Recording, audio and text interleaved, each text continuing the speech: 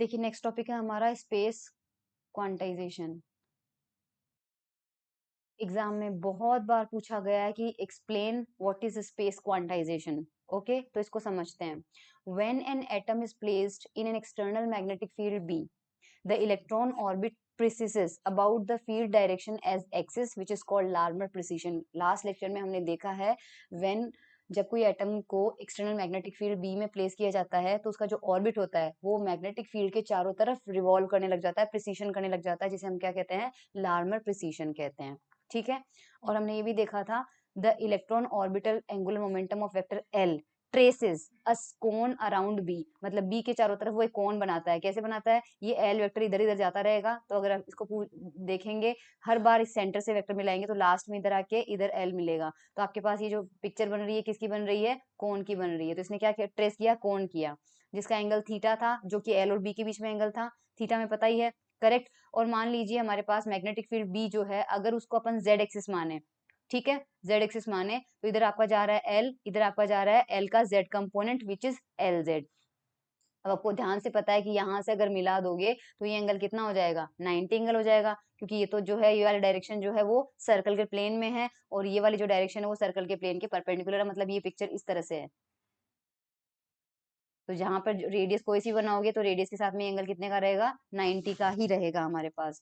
तो अगर यहाँ से आप ध्यान से देखें तो cos थीटा कितना आएगा, इस डायग्राम से अगर cos थीटा निकालें, ये थीटा है मान लीजिए, ये हमारे पास L है और ये हमारे पास LZ है, तो cos थीटा कितना हो जाएगा, बेस बेस कितना है यहाँ पे, LZ है, और हमारे पास L आ जाएगा। तो यहाँ से LZ कितना आ रहा है, L cos थीटा, तो LZ हमारे पास कितना आ जाएगा, L cos थीटा हो जाएगा। cos थीटा की वैल्यू निकालोगे तो LZ अपॉन L आ जाएगा।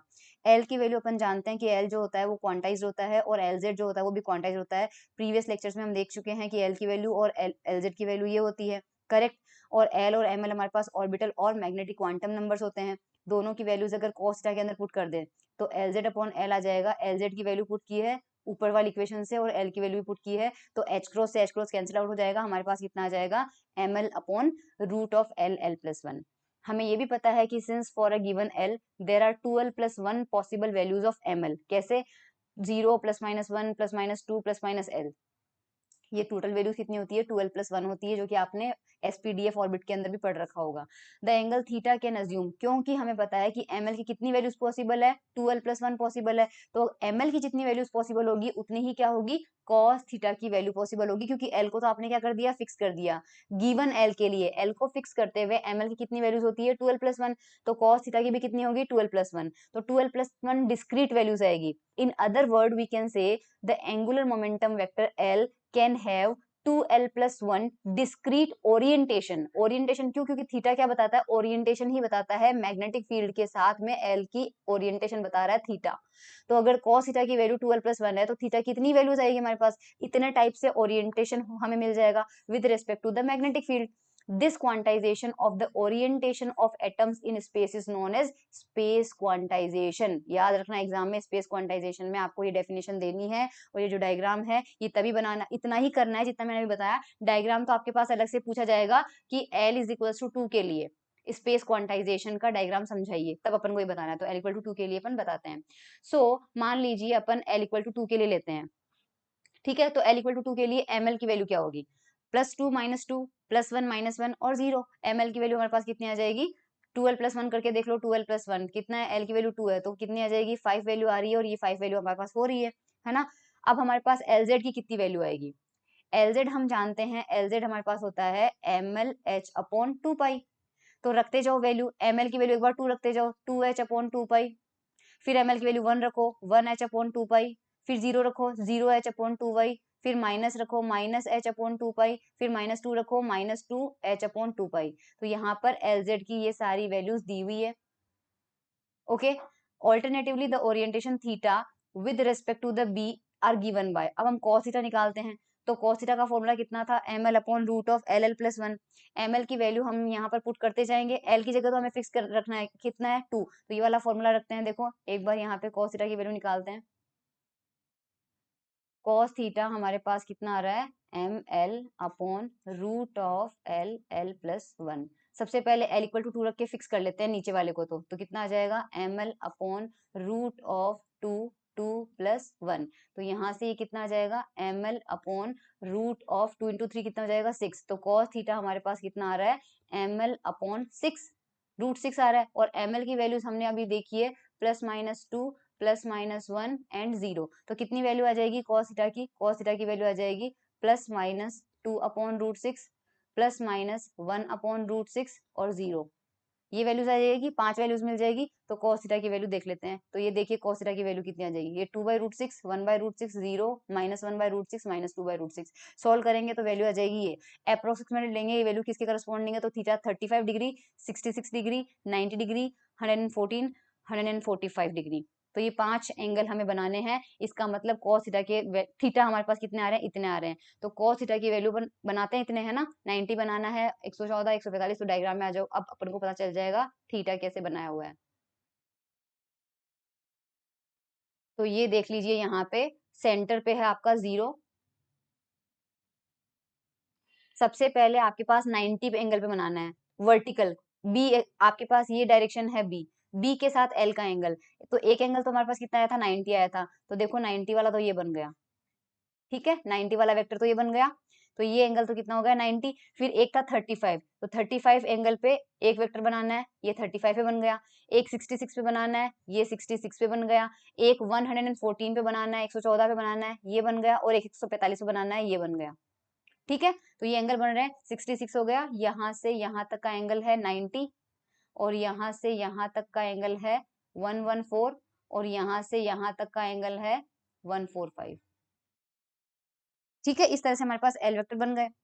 इनका जो मैग्नीट्यूड दिया जा रहा है, वो मैग्नीट्यूड एल का जो फॉर्मूला है उससे कैलकुलेट किया गया है, इसलिए इनके जो वेक्टर की है। अच्छा, इनका जो हमें पता है कि जो एल है वो तो हमारे पास एक सर्कुलर ट्रेस करता है, यानी कि एल का जो मैग्नीट्यूड है वो तो सेम ही रहेगा सबका। तो इसलिए एल की जो लंबाइयां हैं वो सबकी समान है। तो इसका मतलब अगर ये लेंथ जो है वेक्टर की, लेंथ बिल्कुल इक्वल रहेगी, बस एंगल चेंज हो रहा है, सिर्फ एंगल चेंज हो रहा है, लेंथ सेम है। तो आप क्या कर सकते हो कि जब आपके पास लेंथ सेम रहती है, केवल एंगल चेंज होता है, कोई वेक्टर, एक वेक्टर यहाँ पे बनाया, एक वेक्टर यहाँ पे बनाया, इनकी इनकी लेंथ सेम है, बस अलग अलग एंगल पे है। तो बेसिकली ये कहाँ करेंगे, एक को इनको जब मिलाओगे तो आपको क्या मिलेगा, एक सर्कल मिलेगा। तो हमारे पास जितने वेक्टर बने हैं, अगर हम उनको ड्रॉ करें तो एक सर्कल ट्रेस कर रहे हैं बिल्कुल।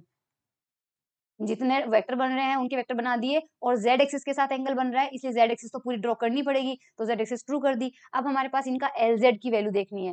LZ की वैल्यू हमने निकाल रखी थी। LZ की वैल्यू हमारे पास कितनी आई थी, 2h/2 पाई आई थी। h/2 पाई आई थी 0, तो एक तो 0 आ जाएगा कोऑर्डिनेट, फिर h/2 पाई आ जाएगा, माइनस h/2 पाई आ जाएगा, 2h/2 पाई आ जाएगा, और माइनस 2h/2 पाई आ जाएगा। तो यहाँ से इस वेक्टर को मिला दिया, यहाँ से इस वेक्टर को मिला दिया, और यहाँ से इस वेक्टर को मिला दिया, और यहाँ से इस वेक्टर को मिला दिया।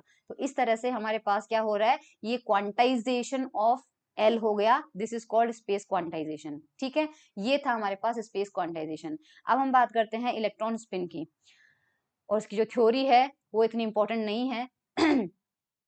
तो पढ़ के मैं सुना देती हूँ, एग्जाम में आपको इतना सब कुछ नहीं लिखना है, और या फिर छोड़ दो, इसका कोई मतलब नहीं है, डायरेक्टली अपन यहाँ आ जाते हैं। An electron must be looked upon as a charged sphere spinning about its own axis। मतलब ये कहना चाह रहे हैं कि जो इलेक्ट्रॉन है, अब तक अपन ये मान रहे थे कि वो जो न्यूक्लियस के चारों तरफ घूम रहा है, बाकी उसका कुछ भी हमें नहीं पता है। मतलब केवल जो इलेक्ट्रॉन है, सबसे पहले हम अभी तक यही बात कर रहे थे कि इलेक्ट्रॉन जो है वो एक चार्ज स्फेयर की तरह है, चार्ज स्फेयर की तरह है, और चुपचाप न्यूक्लियस के चारों तरफ घूम रहा है। लेकिन जैसे हमारे सन की तरह चारों तरफ, सन के चारों तरफ हमारी जो अर्थ होती है, वो सन के चारों तरफ रिवॉल्व करती है, लेकिन साथ साथ में खुद के एक्सिस के अबाउट भी रिवॉल्व करती रहती है। सन के अबाउट जो करती है उससे हमें 365 डेज में रिवॉल्वेशन होता है, और खुद के एक्सिस के अबाउट कितने घंटे में कर लेती है, 24 घंटे में कर लेती है। सेम कंसेप्ट लागू होता है इलेक्ट्रॉन पे, कि इलेक्ट्रॉन जो है वो क्या करता है, न्यूक्लियस के चारों तरफ तो रिवॉल्व करता ही है। इस मोशन को हम कौन सा मोशन बोलते हैं, ऑर्बिटल मोशन बोलते हैं। लेकिन इलेक्ट्रॉन क्या करता है, खुद की एक्सिस के अबाउट भी रिवॉल्व करता रहता है, उसको हम बोलते हैं स्पिनिंग मोशन। तो स्पिन और ऑर्बिटल मोशन में डिफरेंस पता चल गया। ऑर्बिटल मोशन वो होगी जो न्यूक्लियस के चारों तरफ होगी, स्पिन मोशन वो होगी जो खुद की एक्सिस के चारों तरफ घूमेगा इलेक्ट्रॉन। अब डेफिनेशन समझ में आ जाएगी। एक electron must an electron must be looked upon as a charged sphere spinning about its own axis having an intrinsic built in angular momentum. हमने ये देखा है कि जब इलेक्ट्रॉन जो है वो न्यूक्लियस के चारों तरफ घूम रहा था तो इस ऑर्बिटल मोशन की वजह से उसके अंदर एक ऑर्बिटल एंगुलर मोमेंटम आया था एल। तो अगर इलेक्ट्रॉन अभी भी चाहे वो खुद की एक्सिस के अबाउट ही घूम रहा हो पर घूम तो रहा है, तो यानी कि इस स्पिनिंग मोशन की वजह से भी उसके अंदर क्या आना चाहिए, स्पिन मोमेंटम आना चाहिए। और इस एल के करस्पॉन्डिंग उसमें ऑर्बिटल मैग्नेटिक मोमेंट आया था जिसको अपन ने म्यू एल से रिप्रेजेंट किया था। उसी तरह से स्पिन मोमेंटम की वजह से क्या आना चाहिए, मैग्नेटिक मोमेंट आ जाना चाहिए, और उसको अपन किससे रिप्रेजेंट करेंगे, म्यू एस से रिप्रेजेंट करेंगे। तो जो सेम कंसेप्ट एल पे लगे वो सारे कंसेप्ट किस पे लगेंगे, एस पे लगेंगे। फर्क सिर्फ इतना होगा कि जो ऑर्बिटल मोशन होगी वो न्यूक्लियस के चारों तरफ होगी और जो स्पिनिंग मोशन होगी वो इलेक्ट्रॉन की खुद की एक्सिस के अबाउट होगी। चलिए, तो ये एंगुलर मोमेंटम होगा और इसे हम कहेंगे इंट्रिंसिक मैग्नेटिक डाइपोल मोमेंट, और इसे हम कहेंगे स्पिन एंगुलर मोमेंटम एस। इसे हम एस से रिप्रेजेंट करेंगे, और जो डाइपोल मोमेंट होगा इसके करस्पॉन्डिंग उसे हम क्या करेंगे, म्यू एस से रिप्रेजेंट करेंगे, जो कि मैंने अभी आपको बता दिया, सेम वैसे ही जैसे एल और म्यू एल होता है। अब हम क्या करेंगे, सो मैग्नीट्यूड लिखते हैं। इस बार हम डेरिवेशन नहीं करेंगे, जो सेम हमने क्वांटम एल के बीच में रिलेशन निकाला था और एल के बीच में निकाला था, तो कैपिटल एल के करस्पॉन्डिंग क्वांटम नंबर आया था स्मॉल एल, वैसे ही कैपिटल एस के करस्पॉन्डिंग क्वांटम नंबर ले लेते हैं स्मॉल एस। तो जो फॉर्मूला एल के लिए लिखा था root of L L plus one H upon two pi, वैसे ही स्पिन के लिए आ जाएगा। तो ये तो हो गया स्पिन एंगुलर मोमेंटम, करेक्ट। लेकिन हमारे पास ये पता है कि जो एंगुलर ये एस है, ये तो इस एल की वैल्यू तो 0 1 2 3 हो सकती है, मतलब ये एस के लिए हो सकता है, ये पी के लिए हो सकता है, ये डी के लिए हो सकता है, ये एफ के लिए हो सकता है। लेकिन जो स्पिन क्वांटम नंबर होता है उसकी वैल्यू क्या होती है, क्योंकि इलेक्ट्रॉन या तो स्पिन अप में हो सकता है या स्पिन डाउन में हो सकता है, तो इसकी वैल्यू जो हमारे पास होती है केवल हाफ होती है। इलेक्ट्रॉन जो होता है स्पिन हाफ पार्टिकल होता है, तो इस क्वांटम नंबर की वैल्यू जो होती है वो केवल कितनी हो सकती है, हाफ हो सकती है। तो अगर हम यहाँ पर हाफ वैल्यू पुट करें और सॉल्व करें तो एस की वैल्यू फिक्स आ जाएगी √3/2 एच अपॉन 2 पाई, करेक्ट। अब हम जानते हैं कि जैसे हमने लिखा था एम एल जो होता है वो कितना, सॉरी, हमने लिखा था कि जो एल जेड होता है वो कितना होता है, एम एल एच अपॉन 2 पाई। सिमिलरली एल जेड की जगह क्या रखेंगे, एस जेड रखेंगे, एम एल की जगह क्या रखेंगे, एम एस रखेंगे, और एच अपॉन 2 पाई की जगह क्या रखेंगे, एच अपॉन 2 पाई रखेंगे। अब ये जो एम एस की वैल्यू है, अप स्पिन के लिए कितना लेना है, प्लस हाफ लेना है, लो स्पिन के लिए, डाउन स्पिन के लिए कितना लेना है, माइनस हाफ लेना है। तो एस जेड की वैल्यू जो है, एक बार एम एस की वैल्यू प्लस हाफ रखेंगे और एक बार वैल्यू माइनस हाफ रखेंगे, तो एस जेड की वैल्यू हमारे पास ये मिल जाएगी। इसके बाद हमें एक वैल्यू मिली थी कि हमने म्यू एल की वैल्यू निकाली थी माइनस का G L E bye 2m और एल, प्रीवियस लेक्चर में देखना ये मिलेगा। उसी तरह से हम म्यू एस की वैल्यू निकालेंगे, तो म्यू एस जो हो जाएगा वो आ जाएगा माइनस का G S E bye 2m, और यहाँ पे आ जाएगा एस वेक्टर।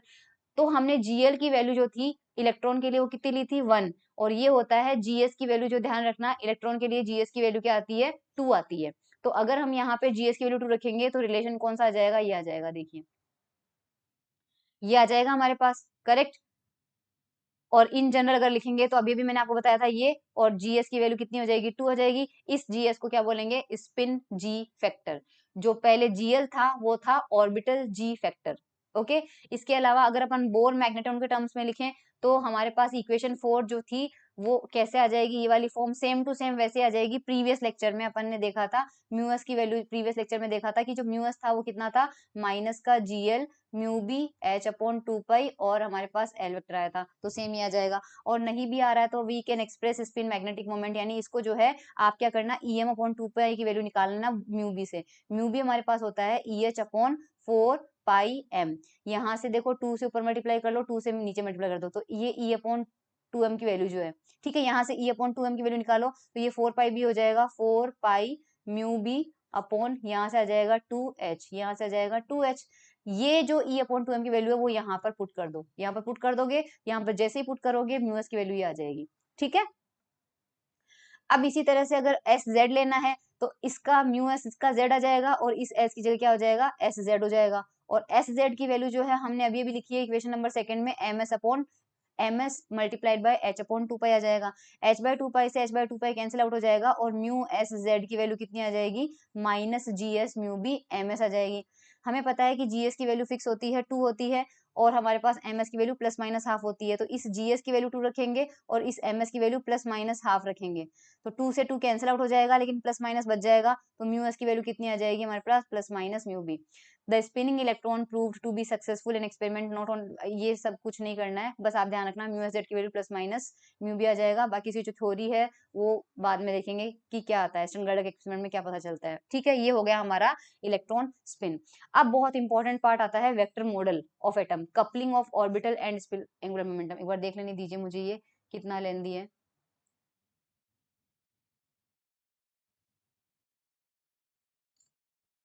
चलो इसी लेक्चर में कवर कर लेते हैं।